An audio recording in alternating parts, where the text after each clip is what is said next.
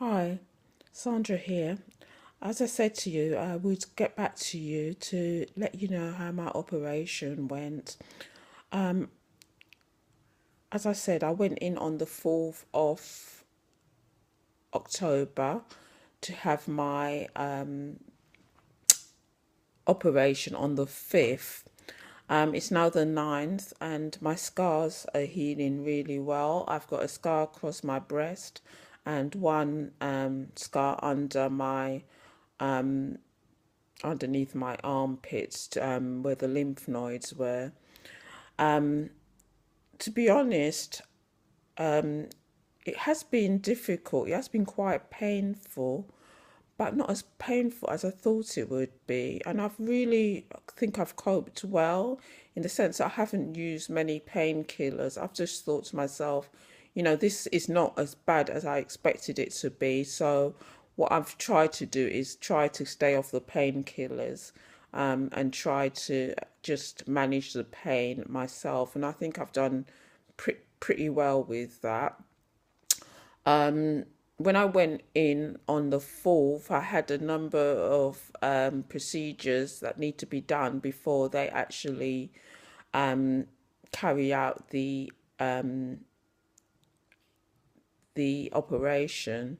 And the first thing that I had done was, I'll read it from the sheet because it makes more sense. I put my glasses on. I do apologize for these glasses because I know they're not very nice, but yeah, see what I mean? They don't suit me at all. But when I got them, I got them about a week ago. Well, just over a week ago before I came in for I had to have my examinations and all that kind of thing. And I just picked the first glasses on the shelf, and yeah, they're not a very good choice. But anyway, they do the job.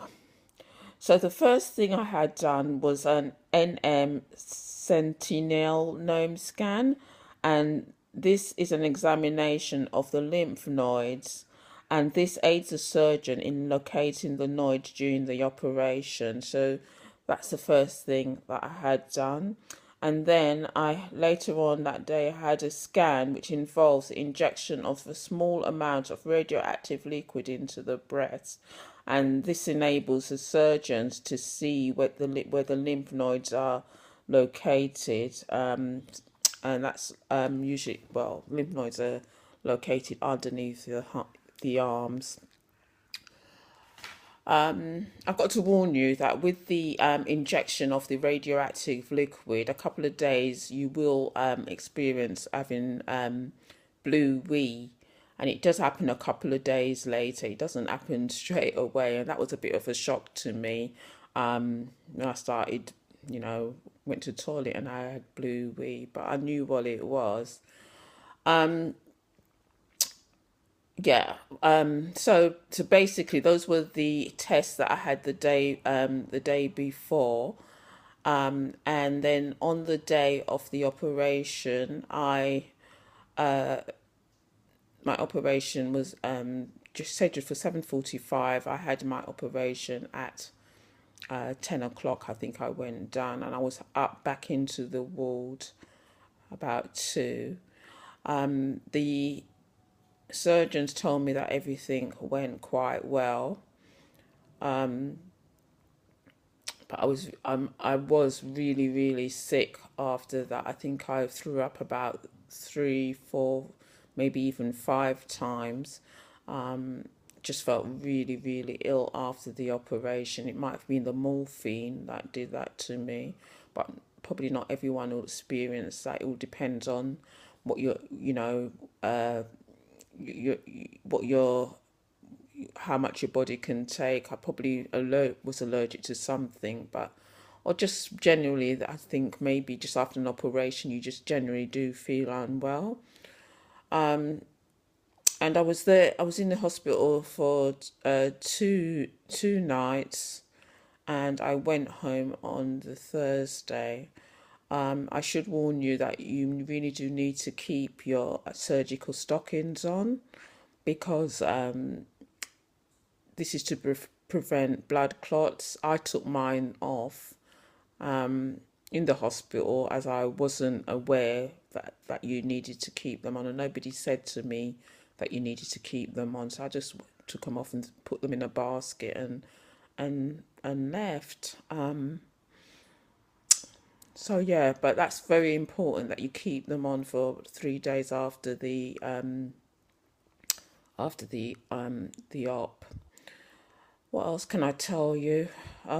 It's a very, very stressful time. The whole 2 weeks from diagnosis.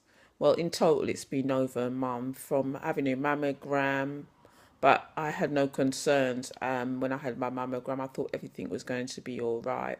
But then, obviously, 2 weeks later, I got a letter telling me that I needed to come in for further checks. The biopsy was very difficult stage. That's when I knew that definitely there could be something wrong, and then getting the results of the biopsy, and then the operation and all the pre lead up to the operation has all been really, really stressful and really, really tiring. So the next 2 weeks is all about resting. I'm not the best sleeper, but I really have to try and really knuckle down and try and stay in bed, try and get some rest, because for the next stage, whatever that might be. What else can I tell you about the operation? I'll probably think about stuff that I need to tell you. But anyway, anything that I need to tell you, I'll tell you in further videos that I do. I think the next video I will tell you about my breast history, how the mammogram, and how I've been coping with the diagnosis. I hope this helps you. The reason I'm doing this is to give people out there a bit more advice, and to give make you aware, because I find that this is a very lonely process. It's a very lonely road to walk when you've been diagnosed with the cancer. You do find that a lot of your friends, a lot of people around you tend to disappear or go quiet. I'm not saying that they're doing it on purpose, but it comes as a shock to them. And when you say cancer, everybody gets scared and thinks the worst. And I don't think in this day and age that you really need to think that. I think there is hope. A lot of people do get through cancer, and the outlook is not always bleak. So so when I get the chance, I will get back to you and let you know the process that I had to this diagnosis, and chat to you some more. I hope this has been helpful. Speak to you soon.